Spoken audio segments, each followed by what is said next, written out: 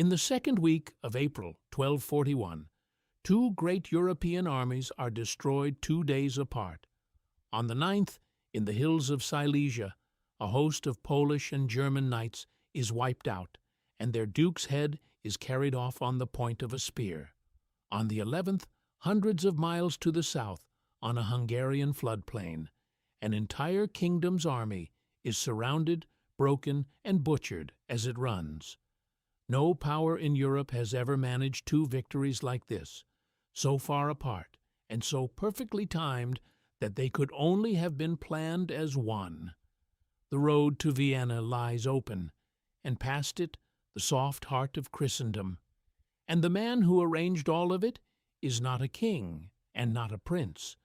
He is the heavy-set son of a steppe blacksmith, a commoner most of Europe will never even hear named.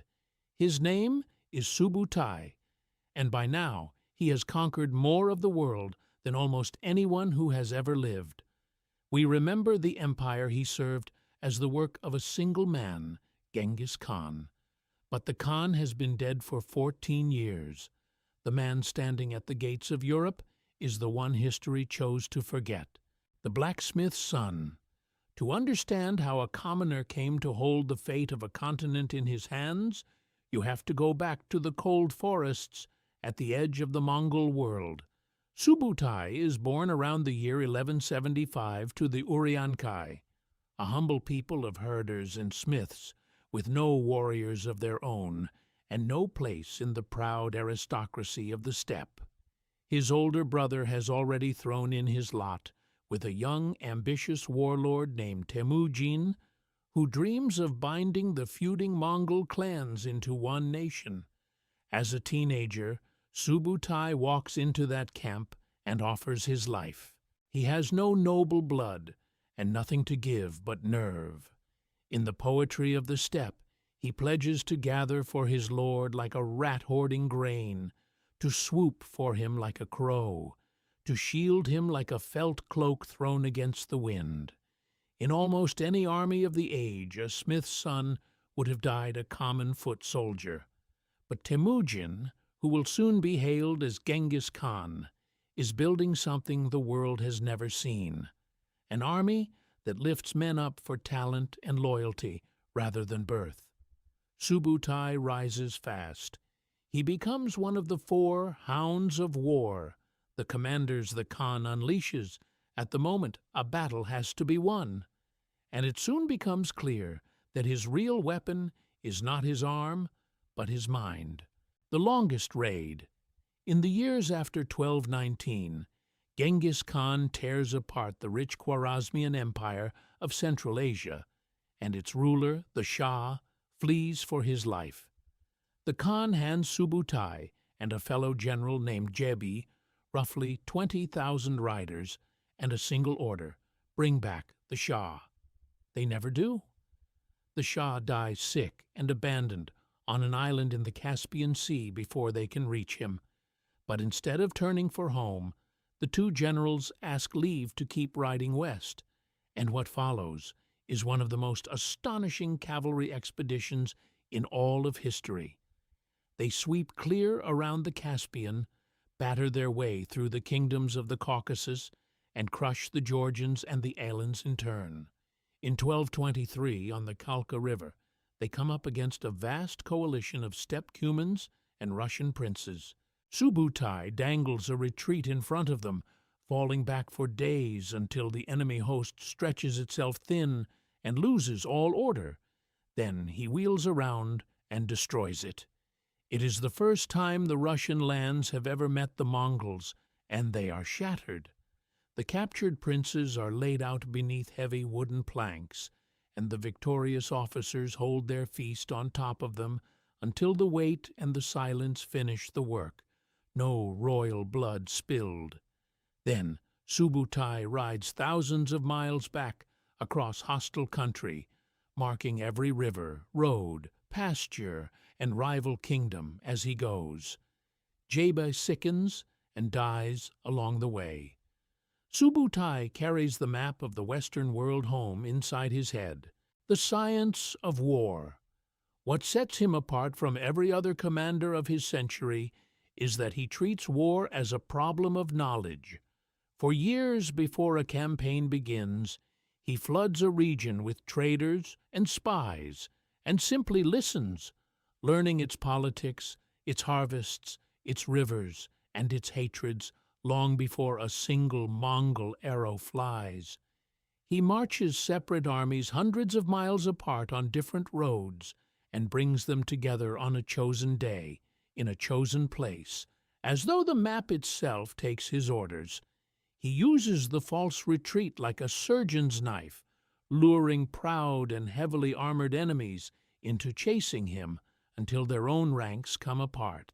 He spreads terror through the cities that resist and shows mercy to the ones that surrender, so that fear marches ahead of him and wins half his battles before he arrives. He fights in the dead of winter and rides his horses over frozen rivers that other generals treat as walls. So when Genghis Khan dies in 1227 and the empire might have splintered apart, Subutai simply keeps conquering. Under the new great Khan, Ogedei, he finishes the long and bitter war against the Jin dynasty of northern China, breaking their main army apart with maneuver and weather, and toppling a state of tens of millions. He is already past 60 years old, and his greatest work is still ahead of him. The gates of Europe. In 1236, the Mongols hurl a vast army westward. On paper, it is led by the princes of the royal blood, with Batu, a grandson of Genghis Khan, at its head. In truth, the brain of the whole campaign belongs to Subutai. Over the next several years, his armies swallow everything in their path: the Volga Bulgars, the Kuman tribes, and one Russian city after another, until even Kiev falls in the winter of 1240. Then he does the thing no one in Europe believes is possible.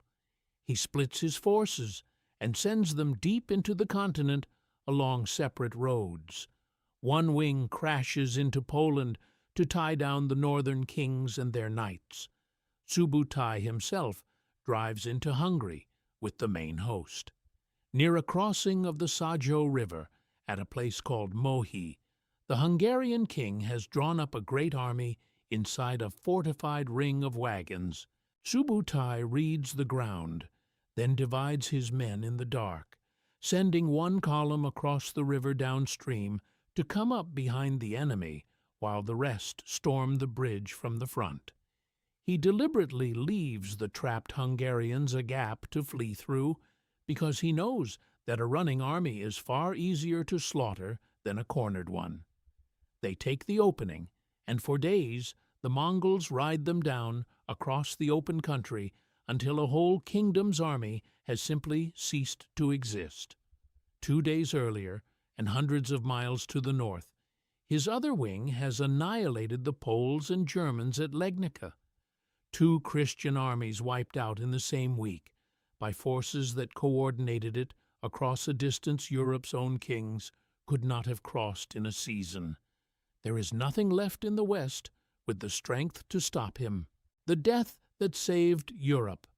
By the close of 1241, the Mongols sit along the Danube, their scouts already probing toward Vienna and the coast of Italy. The kings and bishops of Europe write frantic letters and brace for the end of their world. And then their world is saved, not by any sword, but by a single rider carrying news from the far side of the earth. In December, thousands of miles away in Mongolia, the great Khan Ogedei dies. Mongol law commands every prince of the blood to come home and help choose the next ruler, and Batu and the royal line obey. Subutai, who wants nothing more than to push on, is overruled by a politics that no general can defeat. The most dangerous army in the world turns its horses around and rides east, away from a continent it never lost to. Europe survives by an accident it never even saw. Subutai is still not finished. In his final years, he goes to war once more in the south against the Song dynasty of China. By now he has grown so heavy that he can no longer sit a horse, and he is carried to his last campaigns in a reinforced cart. At the end, he returns to the grasslands where he was born, rich, honored, and old, and dies around 1248, somewhere in his 70s. Of all the great conquerors of the age, he is one of the very few who dies quietly in his bed. By the time it is over, Subutai has directed more than 20 campaigns. He has planned or won victories from the Pacific shore of China to the plains of Hungary, overrunning more of the earth's surface than perhaps any commander who has ever lived. And he did all of it without once reaching for the throne himself, which is part of the reason the world let him slip away. The glory always flowed upward, to the royal names, to Genghis and to Batu, while the smith's son, who actually drew the maps of conquest, sank quietly into the footnotes.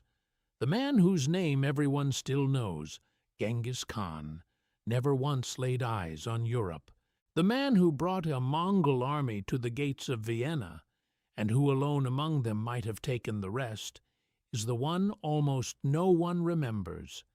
Centuries later, soldiers trying to understand how wars are truly won would dig him back out of the records and rank him among the greatest military minds who ever lived. But to most of the world, he remains exactly what he seemed content to be in life, the silent genius standing behind a more famous man, the forgotten architect of the largest land empire the world has ever known.